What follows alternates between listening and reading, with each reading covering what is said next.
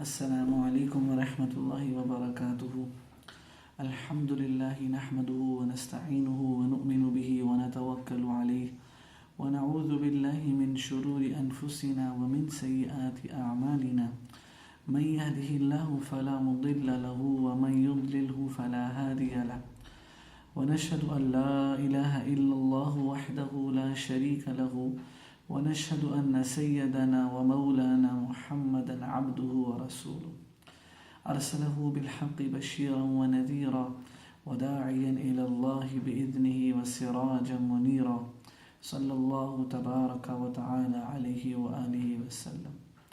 سیرت النبی کا دوسرا حصہ۔ پچھلے حصے میں ہم نے دیکھا تھا کہ آپ صلی اللہ علیہ وسلم کی دنیا میں آنے سے پہلے کیسے عرب اور بلکہ ساری دنیا کے لوگ گمراہی میں تھے۔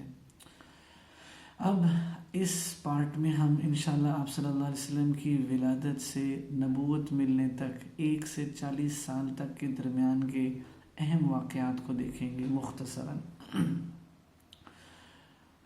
9 ربیع الاول پیر کا دن، یہ آپ صلی اللہ علیہ وسلم کی ولادت کا دن ہے۔ اختلاف ہے، بعض نے 9 لکھا، بعض نے 10 لکھا، بعض نے 12 لکھا، لیکن اکثر جمہور کا قول 9 ہے اور 12 کا بھی قول اکثریت کے اندر آتا ہے، جمہور کے قول کے اندر آتا ہے۔ آپ صلی اللہ علیہ وسلم ابھی دنیا میں تشریف لائے نہیں تھے کہ آپ کے والد کا انتقال ہو چکا تھا، حضرت عبداللہ کا، اور آپ یثرب میں دفن تھے۔ تو جب حضرت آمنہ کو لیبر پینز آنی سٹارٹ ہوئی تو عبد المطلب رات کے آخری حصے کے اندر مطاف میں گئے، اور ملتزم وہ جگہ ہے جو خانہ کعبہ کے دروازے سے لے کے حجر اسود، یہ جو ساری جگہ ہے اس کو ملتزم بولتے ہیں، اور یہاں ہر وقت 70,000 فرشتے موجود ہوتے ہیں جو ملتزم پر دعا مانگنے والوں کی دعا پر آمین کہتے ہیں۔ تو عبد المطلب جب حضرت آمنہ کو لیبر پین سٹارٹ ہوئی تو رات کے آخری حصے کے اندر جو ہے وہ بیت اللہ گئے، اور ملتزم کے ساتھ اپنی قمیض کو اٹھایا اور اپنا سینہ ننگا کر کے بیت اللہ کی دیوار کے ساتھ چپکایا، اور اللہ سے دعا مانگی کہ یا اللہ، اگر آج عبداللہ کے گھر بیٹا پیدا ہو جائے تو اس کی نسل آگے چل پڑے گی۔ ان کو اپنا، کیونکہ حضرت عبداللہ والد تھے اور حضرت عبد المطلب دادا تھے، تو ان کو تھا کہ میرے بیٹے کی نسل چل پڑے، تو انہوں نے آخری رات کے حصے میں پوری لجاجت کے ساتھ اللہ سے دعا مانگی کہ اللہ مجھے ایک بیٹا عطا کرے، تاکہ میرے بیٹے کی نسل چلے، آمنہ کے گھر بیٹا پیدا ہو۔ اور جو حضرت عبداللہ کی باندی تھی ام ایمن رضی اللہ تعالی عنہ، یہ لیڈی ڈاکٹر کا کام انہوں نے سر انجام دیا۔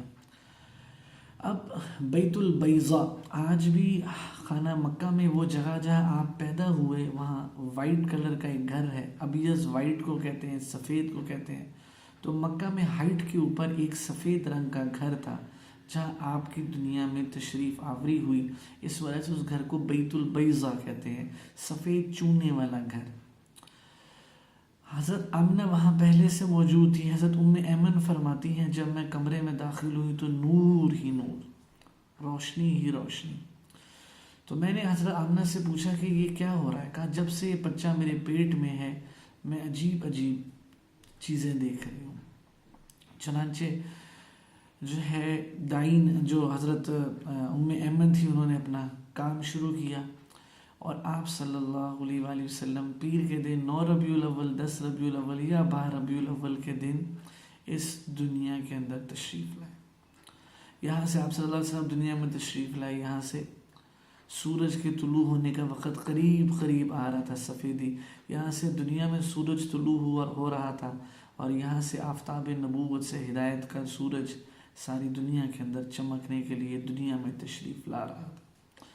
آپ جیسے ہی باہر تشریف لائے تو آپ صاف ستھرے تھے، اور بچہ آتا ہے تو وہ میلا کچیلا گندا آتا ہے، لیکن آپ صلی اللہ علیہ وسلم صاف ستھرے، اور آپ نے آتے ہی سجدہ فرمایا اور پھر آسمان کی طرف انگلی کا اشارہ کیا۔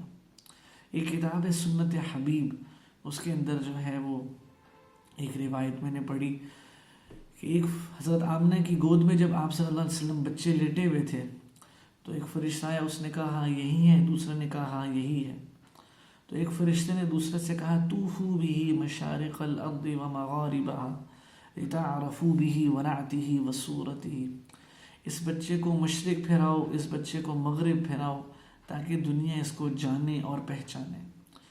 اور بہت زیادہ چیزیں. وَأَعْطُوهُ خُلُقَ آدم، اس کو آدم علیہ السلام جیسے اخلاق دو.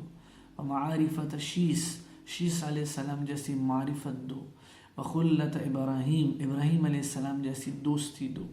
وَسِتْلَامَ اسماعیل، اور اسماعیل علیہ السلام جیسی قربانی دو. وَفَصَاحَةَ صالح، اور صالح علیہ السلام جیسی فصاحت دو. وحکمت لوط، اور لوط علیہ السلام جیسی حکمت دو. ووقار الیاس، اور الیاس علیہ السلام جیسا وقار دو. وشدت موسیٰ علیہ السلام جیسی شدت دو. وجہاد یوشع، اور یوشع علیہ السلام کا جہاد دو. وعصمت یحییٰ، اور یحییٰ علیہ السلام جیسی عصمت دو. وزہد عیسیٰ علیہ السلام جیسی زہد دو. اور بھی کافی انبیاء کی صفات لکھی ہوئی تھی، اور آخر میں لکھا تھا وَأَقَلَّ سُوءُ فِي الْأَخْلَاقِ النَّبِيِّينَ، سارے نبیوں کے اخلاق کو جمع کرو اور اس بچے کے اندر بھر دو. آپ جب دنیا میں تشریف لائے، ایک سمندر کی مچھلیوں نے دوسری سمندر کی مچھلیوں کو جا کر مبارکباد دی. روم کی طاقت کی علامت تھی کینگرے، وہ نیچے گر گئے، ٹوٹ کر گر گئے. اور ایرانی آتش کدا میں جو آگ جل رہی تھی، وہ سارے آگ کے پجاری تھے، ہزاروں سال سے آگ کبھی بجھی نہیں تھی، وہ آگ بجھ گئی. بیت اللہ کے اندر پڑے ہوئے جو بت تھے وہ نیچے گر گئے، اور ان سے آواز آئی آج سے مسجد والوں کا دور آ گیا، ہمارا زمانہ ختم ہو گیا. یہ آپ صلی اللہ علیہ وسلم کی آمد کے وقت دنیا میں تبدیلیاں رونما. عبد المطلب کو بتایا گیا کہ بیٹا پیدا ہوا ہے، وہ بہت خوش ہوئے اور انہوں نے ان کا نام محمد رکھا صلی اللہ علیہ وآلہ وسلم. اور سب سے پہلے ابو لہب کی باندی حضرت ثویبہ نے آپ کو دودھ پلایا، رضاعت دی اسی وقت. یہ حضرت ثویبہ وہی ہیں جنہوں نے حضرت حمزہ کو بھی دودھ پلایا. تو حضرت حمزہ جو آپ کے چچا ہیں، یہ ایک قسم سے آپ کے رضاعی بھائی بھی ہوئے. اس کے بعد عرب کے اندر یہ کلچر تھا کہ بچہ پیدا ہونے کے بعد اس کو شہر میں نہیں رکھتے تھے، بلکہ اس کو دیہات کے اندر بھیج دیتے تھے، کیونکہ دیہات میں، گاؤں میں آب و ہوا اچھی ہوتی تھی اور خوراک زیادہ خالص ہوتی تھی، اور جس سے بچوں کا جسم اور ہڈیاں زیادہ قوت پکڑتا تھا اور مضبوط ہوتا تھا. اور وہاں کی جو عربی ہوتی تھی وہ زیادہ اچھی ہوتی تھی. تو مائیں اپنے بچوں کو دائیوں کے ساتھ دیہات میں بھیج دیتی تھی کہ وہاں جا کے ان کی صحت اچھی ہو جائے اور ان کا جسم مضبوط ہو جائے، ان کی ہڈیاں مضبوط ہو جائے اور فصیح عربی زبان یہ سیکھ لیں. تو چنانچہ دیہاتوں سے شہروں میں مکہ دائیاں آیا کرتی تھی بچے لینے کے لیے کہ ہم رضاعت کے لیے لے جائیں. اب آپ صلی اللہ علیہ وسلم کی دنیا میں آنے سے کیا کیا تبدیلیاں آئیں. دائیاں مکے آئیں بچے لینے کے لیے.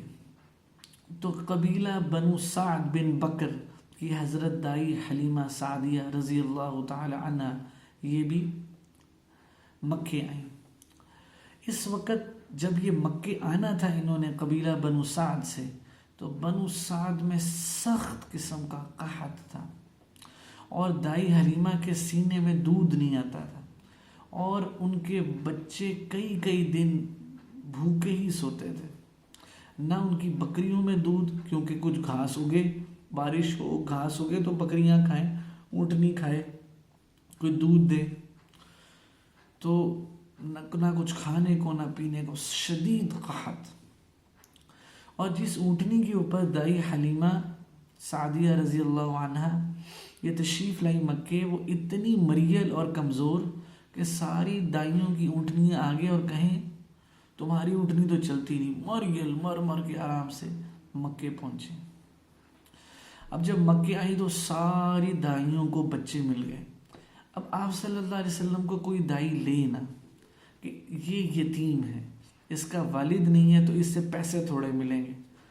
تو پیسے ان کو پیسوں کا لالچ ہوتا تھا کہ ہم رضاعت بھی ہوگی تو ہمیں پیسے بھی مل جائیں، لیکن جب وہ سنتے کہ یہ یتیم ہے تو وہ بچہ لینے سے انکار کر دے۔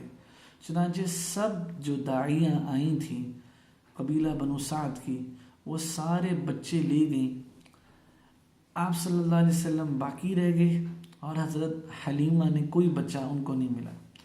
تو ان کے خاوند تھے حارث بن عبد العزیٰ، انہوں نے حلیمہ سے کہا کہ تم یہ بچہ لے لو، کیا پتہ اس یتیم کی برکت سے ہمارے گھر میں کوئی برکت آ جائے۔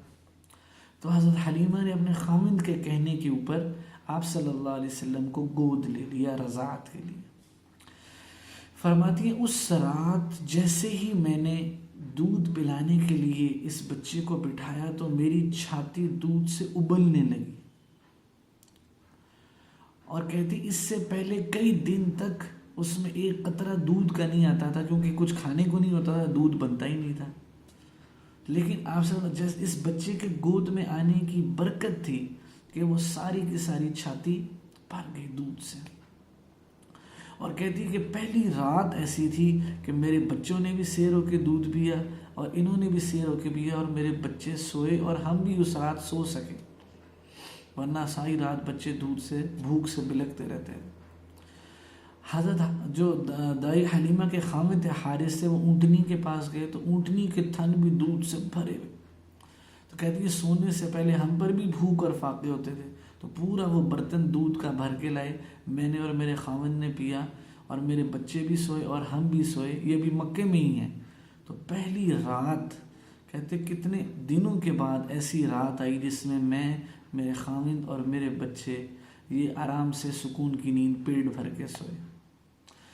اور اگلے دن جب مکے سے قبیلہ بنو سعد جانا تھا، تو جب آپ صلی اللہ علیہ وسلم اونٹنی کے اوپر بیٹھے تو بیٹھتے ہی وہ اونٹنی ایسے دوڑی کہ باقی دائیاں کہتی کہ یہ حلیمہ کی اونٹنی کو تو دیکھو، یہ کتنی مریل تھی اور اب یہ کتنی تیز تیز دوڑ رہی ہے، اور قبیلہ بنو سعد یہ آپ کی برکتیں ہیں۔ جو حضرت محمد صلی اللہ علیہ وآلہ وسلم کی زندگی کو اپنی زندگی میں لائے گا، اللہ اس کی زندگی کو برکت سے بھر دیں گے۔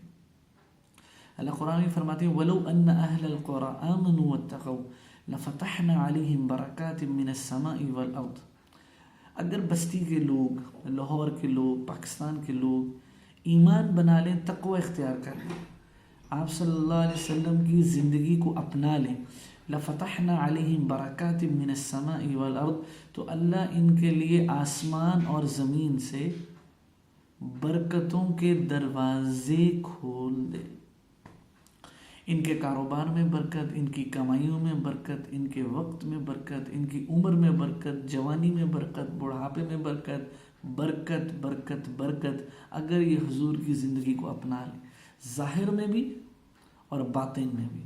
ظاہر میں آپ جیسی مشابہت،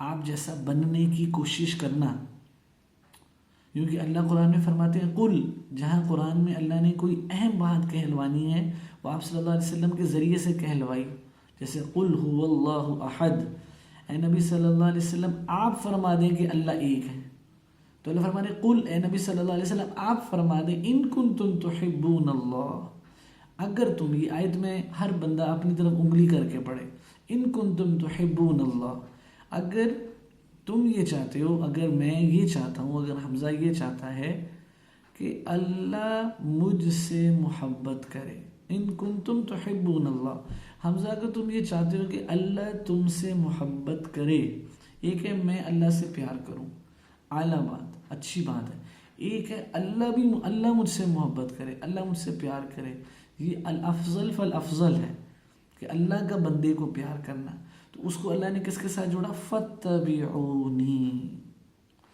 میرے نبی کی اتباع کرو۔ آپ کھانا کیسے کھاتے تھے؟ آپ بیت الخلاء کیسے جاتے تھے؟ آپ سواری کے اوپر کیسے سوار ہوتے تھے؟ آپ کپڑے کیسے تبدیل کرتے تھے؟ آپ جوتا کیسے تبدیل کرتے تھے؟ آپ گھر سے باہر کیسے نکلتے تھے؟ آپ گھر میں داخل کیسے ہوتے تھے؟ آپ چلتے کیسے تھے؟ آپ مسجد میں کیسے داخل ہوتے تھے؟ مسجد سے کیسے نکلتے تھے؟ بازار میں آپ کیا کرتے تھے، آپ ہمسایوں کے ساتھ کیسے تھے، آپ اپنی بیوی کے ساتھ کیسے تھے، آپ حضرت حسن حسین بچوں کے ساتھ کیسے تھے. یہ مشابہت، جو مشابہت اختیار کرے گا، جتنی عرشوں کے اوپر دنیا میں جس کی جتنی مشابہت ظاہر اور باطن میں حضرت محمد صلی اللہ علیہ وسلم کے ساتھ ہوگی، یحببکم اللہ، اللہ اس سے اتنی زیادہ محبت کرے گا.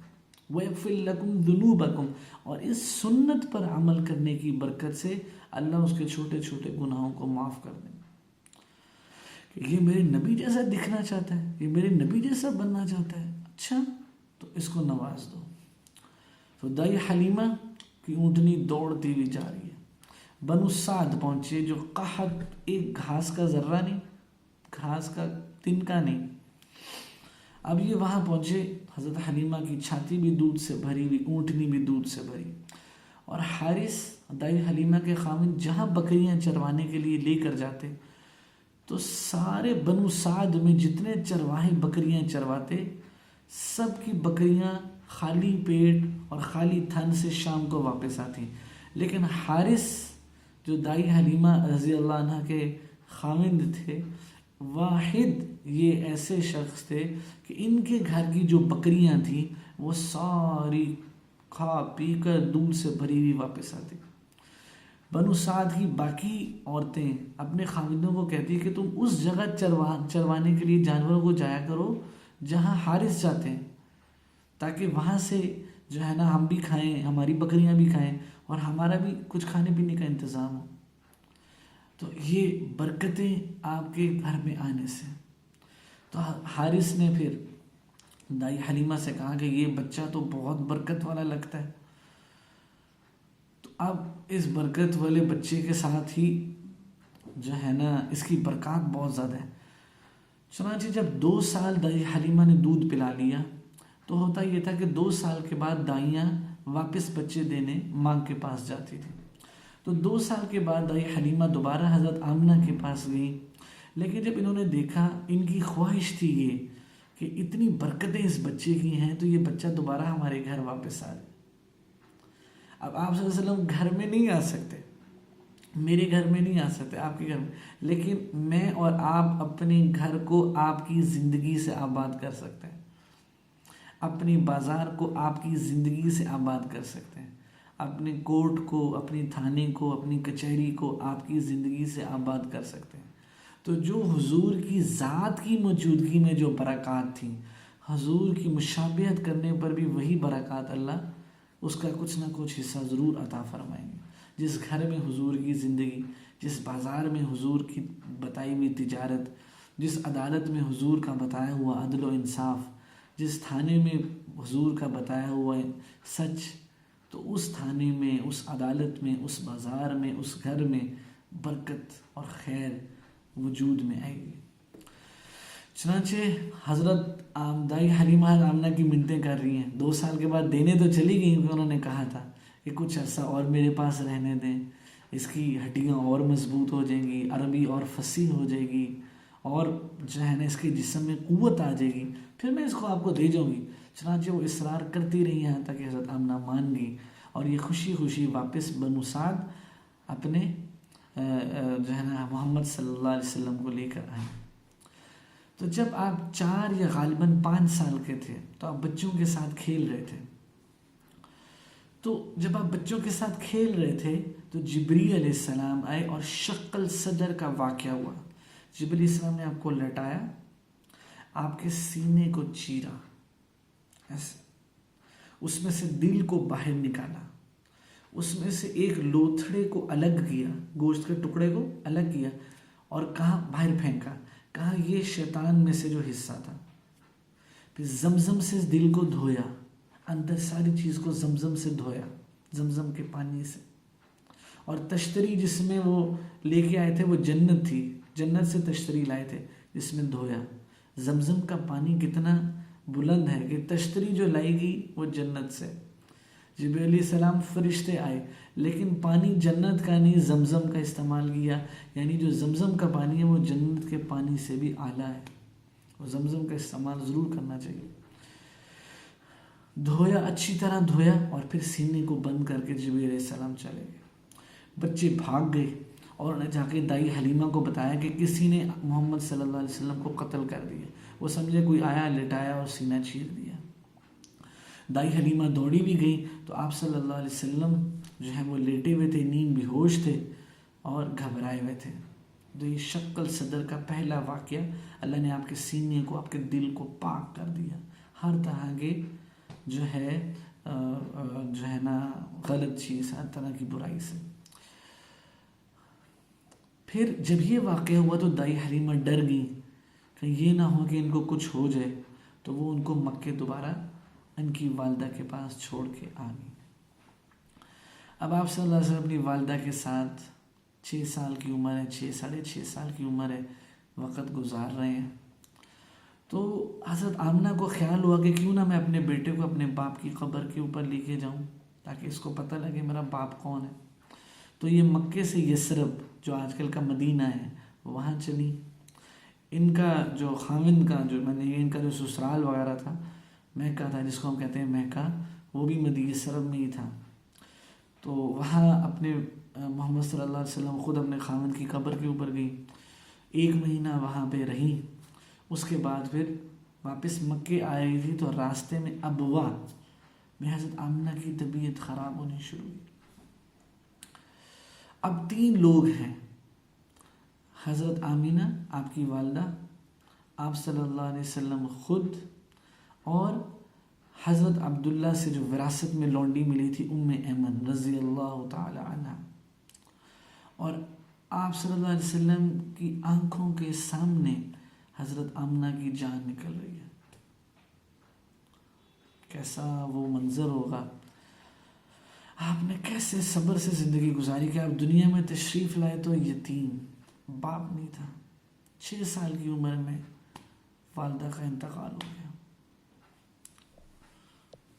25 سال کا تھا میری والدہ کا انتقال ہوا تو میں آج تک اس کی کمی محسوس کرتا ہوں. آپ 6 سال کے تھے تو ان کی والدہ کا انتقال ہو گیا. کیسے آپ نے زندگی گزارا اور آپ رو رہے ہیں، ماں آپ کو کیا ہو گیا، آپ کو کیا ہو رہا ہے، اور ماں جو ہے وہ آخری سانسیں لے رہی ہے.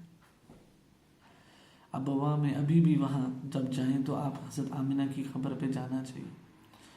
جب آپ مکہ فتح کرنے کے لیے جا رہے تھے نا، تو آپ کے ساتھ مکہ سے تو تقریباً کوئی 10,000 کے قریب نکلے، تو آپ نے سب کو ابوا کے ارد گرد ٹھہرا لیا اور آپ ساری رات اپنی ماں کی قبر پر بیٹھ کے روئے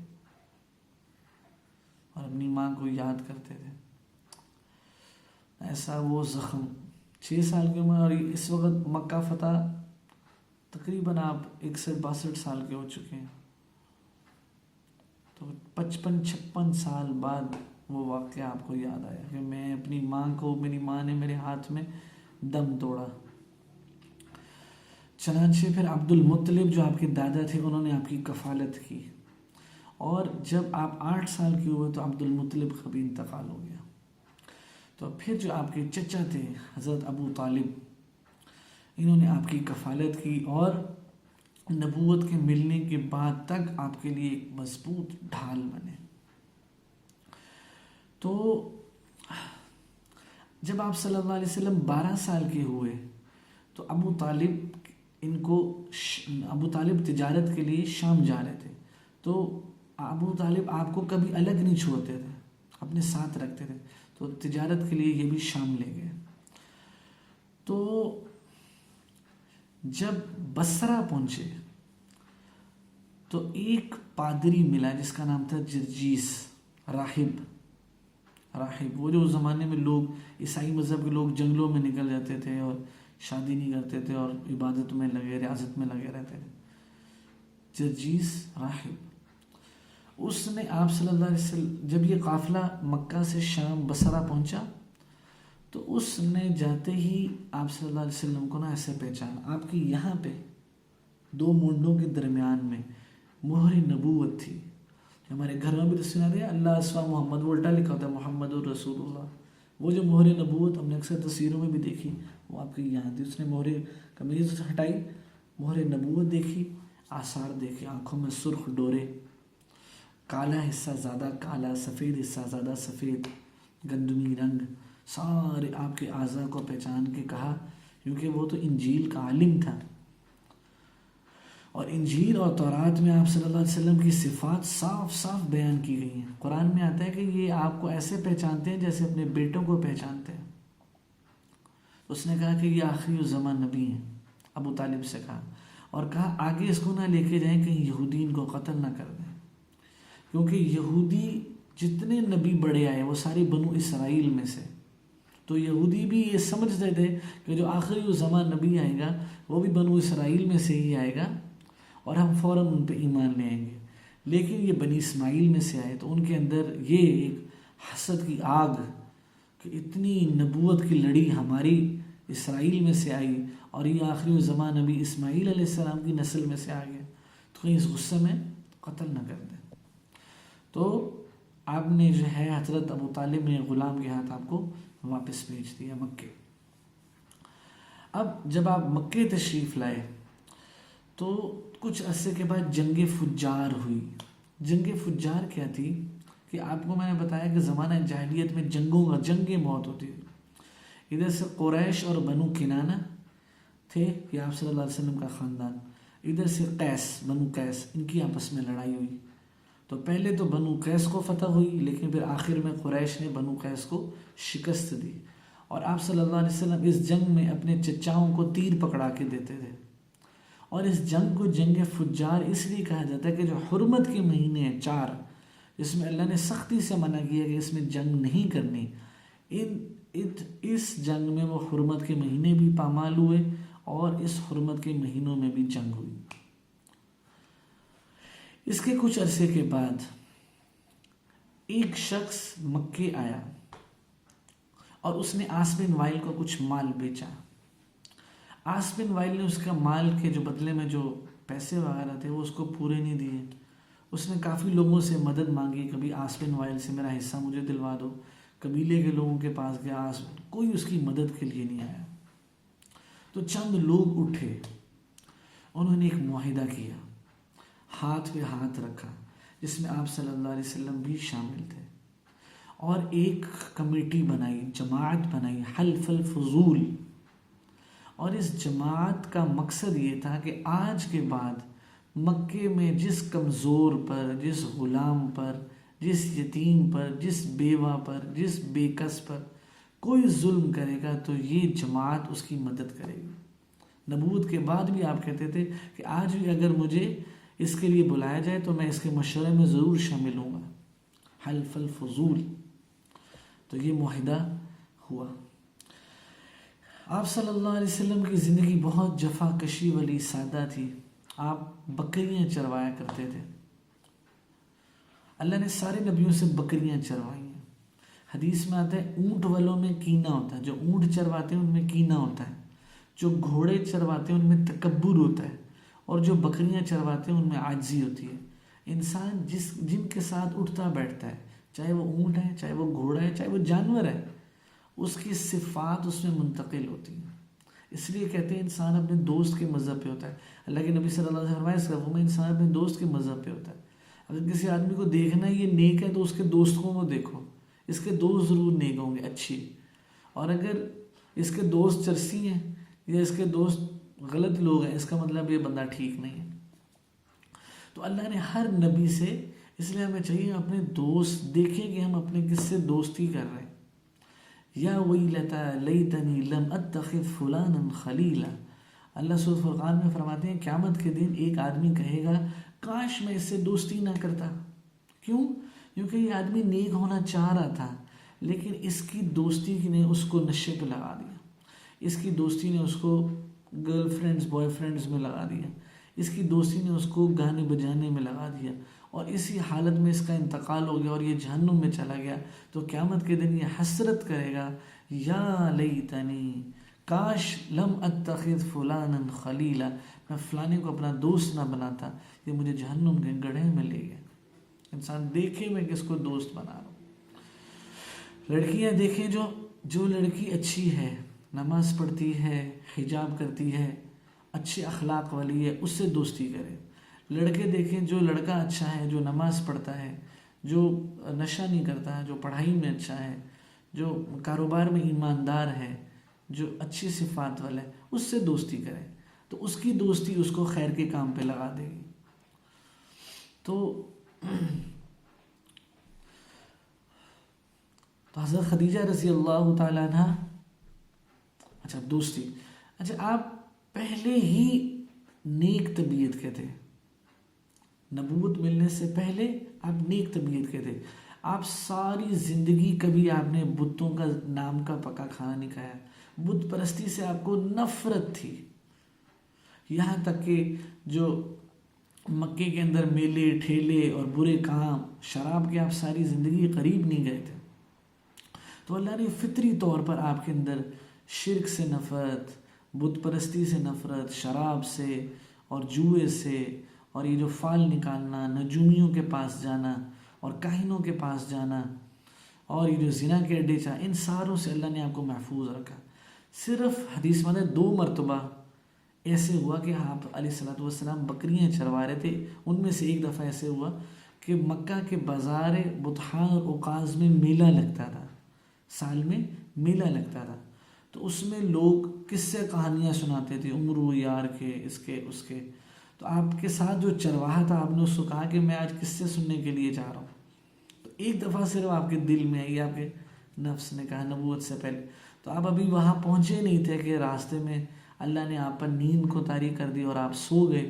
وہ میلہ سارا رات کو لگتا تھا، اور صبح جب آپ کی آنکھ کھلی، جب سورج کی روشنی آپ پر پڑی، تب آپ کی آنکھ کھلی اور وہ میلہ ختم ہو چکا تھا.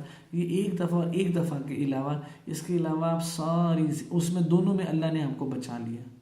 آپ کسی لغو مجلس میں، فضول مجلس میں ساری زندگی آپ نے نبوت ملنے سے پہلے بھی پاک دامنی آپ کی رہی. حضرت خدیجہ، یہاں پہ حضرت خدیجہ کا تعارف، مکہ کی مالدار ترین لڑکی، عورتوں میں سے ایک عورت، اور بہت سارے لوگ رشتے کے لیے کہہ رہے. تو یہ لوگوں کو اجرت پر خریدتی تھی اور اپنا مال تجارت کے لیے بھیجتی تھی. تو آپ صلی اللہ علیہ وسلم چونکہ اپنے چچا ابو طالب کے ساتھ ایک دفعہ شام جا چکے تھے، تو آپ کو شام کا تجارت کا تھوڑا سا نو ہاؤ تھا. تو آپ نے پھر حضرت خدیجہ کا مال تجارت کرنے کے لیے آپ گئے. حضرت خدیجہ نے اپنے غلام میسرہ کو بھی آپ کے ساتھ کیا. تو جب آپ شام سے تجارت کے آئے تو خدیجہ نے دیکھا کہ مال میں بہت برکت، اور حضرت میسرہ نے بہت تعریفیں کی، اتنے ایماندار، سچے. تو حضرت خدیجہ کو بڑے بڑے امیروں کے اور سرداروں کے رشتے آتے تھے، وہ انکار کر دیتے تھے. لیکن آپ صلی اللہ علیہ وسلم کی امانت اور صداقت اور اخلاق اور عاجزی، یہ ساری چیزیں دیکھ کر آپ کے دل میں یہ آیا کہ میں ان سے نکاح کروں. تو آپ نے اپنی سہیلی نفیسہ سے کہا. نفیسہ نے ابو طالب سے بات کی، آپ صلی اللہ علیہ وسلم سے بات ہوئی، اور حضرت آپ صلی اللہ علیہ وسلم کی عمر جب 25 سال ہوئی تو حضرت خدیجہ سے آپ کا نکاح ہوا رضی اللہ تعالی عنہ. اور حضرت ابراہیم کے علاوہ آپ کے جتنے بچے تھے، سب سے پہلے قاسم پیدا ہوئے رضی اللہ عنہ، جن کی وجہ سے آپ کی کنیت ابو القاسم پڑی. پھر حضرت زینب، ام کلثوم، رقیہ، فاطمہ، یہ جتنے بچے تھے آپ کے سوائے حضرت ابراہیم کے جو ماریہ قبطیہ رضی اللہ عنہ سے ہوئے، ان کے علاوہ آپ کی ساری اولاد حضرت خدیجہ سے ہوئی. اور حضرت خدیجہ کی جب تک زندگی میں آپ نے کوئی اور دوسرا نکاح نہیں کیا. اور آپ کے سارے بچے کا انتقال آپ کی زندگی میں ہوا، قاسم کا اور جو ہے زینب کا، کلثوم کا، رقیہ کا. صرف حضرت فاطمہ ابراہیم کا، صرف حضرت فاطمہ ایسی تھی رضی اللہ عنہ جو آپ کی وفات کے 6 ماہ بعد فوت ہوئی. باپ کے ہاتھ میں ایک بچہ ہی فوت ہو جائے تو اس پہ کیسے گزرتی ہے. آپ کے سارے بچے آپ کی زندگی میں انتقال کر گئے. تو اللہ تعالیٰ نے دکھایا، کوئی یہ نہ کہے مشکل میں آ کے غلط کام شروع کر دے، کہ وہ اپنے نبی کی مشکلوں کو دیکھے کہ آپ نے ساری زندگی اتنی مشکلات کے باوجود کوئی غلط کام نہیں کیا، یتیمی میں پیدا ہوئے. چنانچہ حضرت خدیجہ رضی اللہ عنہ سے نکاح ہوا. اس کے کچھ عرصے کے بعد بیت اللہ کی تعمیر، مکہ میں سیلاب آیا تو بیت اللہ کی دیواریں کمزور پڑ گئیں اور قریب تھا کہ بیت اللہ گر جائے گا. بسیدہ ہو گئی، پرانی ہو گئی، ابراہیم علیہ السلام کے زمانے کا بنا تھا۔ تو قریش نے یہ سوچا کہ بیت اللہ کی تعمیر نو کی جائے۔ اب بیت اللہ کو گرائے کون؟ ساروں کے ذہن میں وہ اصحاب فیل کا واقعہ کہ وہ گرانے کے لیے آئے تھے، ابابیل سے اللہ نے تباہ کر دیا۔ اب یہاں گرانے سے مقصود غلط نہیں تھا بلکہ تعمیر نو تھا۔ تو ولید بن مغیرہ، سارے یہ چھپ گئے کہ ابھی یہ ولید بن مغیرہ آگے جائے گا اور بیت اللہ کی دیوار کو گرائے گا، وہ بجلی آئے گی، کوئی اور چیز آئے گی تو یہ تباہ ہو جائے گا۔ تو سارے چھپ گئے، لیکن ولید بن مغیرہ نے ہمت کی اور بیت اللہ کی دیوار کو تعمیر نو کے لیے گرایا۔ تو جب لوگوں نے دیکھا اس کے اوپر کوئی عذاب نہیں آیا تو سارے آگے بڑھے پھر انہوں نے گرایا، اور عرب قریش نے یہ بات طے کی کہ ہم رنڈی کی کمائی یا سود کی کمائی یا حرام رشوت کی کمائی، صرف جو بیت اللہ کی تعمیر کریں گے وہ حلال کمائی سے کریں۔ اور ایک رومی شخص نے جو ہے اس کی جو ہے نا سپرویژن کی، تو چنانچہ انہوں نے مل کر جو ہے نا حلال کی کمائی سے بیت اللہ کی تعمیر کی، تو حلال کی کمائی تھوڑی پڑ گئی۔ تو آج جو بیت اللہ ہے اور آگے حتیم ہے، حتیم کی دیوار ہے، حتیم میں نفل پڑھتے ہیں، وہ سارا بیت اللہ تھا ابراہیم علیہ السلام کے زمانے میں، لیکن ان کے پاس حلال کی کمائی تھوڑی تھی تو انہوں نے تھوڑا سا بنا کے باقی حتیم کی ایسے دیوار کر دی۔ تو وہ جو حتیم اور بیت اللہ کے درمیان کی جگہ ہے، اصل میں وہ خانہ کعبہ کے اندر ہی کی جگہ ہے۔ آپ علیہ السلام نے فرمایا کہ میرا جی چاہتا ہے کہ بیت اللہ کو دوبارہ ویسے بناؤں جیسے اپنی زندگی میں نبوت ملنے کے بعد، کہ جیسے ابراہیم علیہ السلام نے بنایا تھا، لیکن پھر بعد میں آپ نے اس کو ترک کر دیا۔ اب حجر اسود کو لگانے کی جب باری آئی، بیت اللہ بن گیا، تو لڑائی شروع ہو گئی۔ 5 دن تک کام رکا رہا۔ ایک قبیلہ کہے خانہ کعبہ میں حجر اسود میں لگاؤں گا، دوسرا کہے میں لگاؤں گا، اور قریب تھا کہ زبردست لڑائی ہوئی۔ تو ایک شخص نے مشورہ دیا کہ صبح مطاف میں، حرم میں جو پہلا بندہ داخل ہوگا نا، اس سے فیصلہ کروا لو، جو وہ فیصلہ کرے گا وہ حجر اسود کو بیت اللہ میں لگائے گا۔ چنانچہ صبح وہ سارے چھپ کے بیٹھ کے اکٹھے ہو گئے، کون پہلا بندہ آئے گا؟ تو دیکھے تو محمد صلی اللہ علیہ وسلم، اور دیکھتے ہی کہا ہوا محمد ہوا امین رضیناہ، یہ تو امانت دار ہے، ہم اس کے فیصلے پہ راضی ہیں۔ چنانچہ آپ نے سب کو مشورہ دیا کہ ایک چادر لیں، ہر قبیلے کے سردار کو کہا کہ وہ چادر پکڑیں، اور اس چادر میں حجر اسود کو رکھا۔ کتنا دانشمندانہ فیصلہ کیا۔ سارے قبیلے کے سرداروں نے وہ چادر اٹھائی حجر اسود والی اور بیت اللہ تک لے کر گئے۔ پھر آپ صلی اللہ علیہ وسلم نے دست مبارک سے وہ حجر اسود بیت اللہ کے اندر لگا دیا۔ تو اللہ نے آپ کی برکت سے، تو جہاں آپ کی زندگی آئے گی وہاں لڑائیاں ختم ہوں گی۔ یہ فرقہ واریت کیوں ہے کہ آپ صلی اللہ علیہ وسلم کی زندگی نہیں ہے، پڑھی نہیں، عمل نہیں کی۔ یہ سیاسی لڑائیاں کیوں ہیں؟ کیونکہ آپ صلی اللہ علیہ وسلم کی زندگی نہیں ہے۔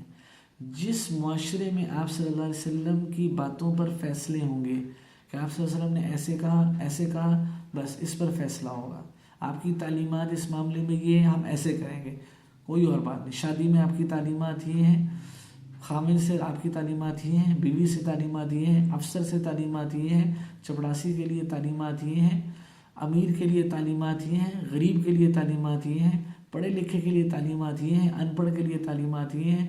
جہاں تعلیمات پر عمل ہوگا وہاں لڑائی نہیں ہوگی، اور جس معاشرے میں تعلیمات پر عمل نہیں ہوگا وہ لڑائیوں کا مرکز ہوگا، لڑائیوں کا گڑھ ہوگا۔ تو یہ آپ صلی اللہ علیہ وسلم کی زندگی مبارک تھی 40 سال تک کے لیے۔ اس کے بعد پھر غار حرا، اور غار حرا میں نبوت کا ملنا ہے، انشاءاللہ اس کو پھر ہم اگلی نشست میں پارٹ 3 میں ڈسکس کریں گے۔ اللہ ہمیں آپ صلی اللہ علیہ وسلم کی زندگی میں عمل کی توفیق نصیب فرمائے۔ وآخر دعوانا ان الحمد للہ رب العالمین۔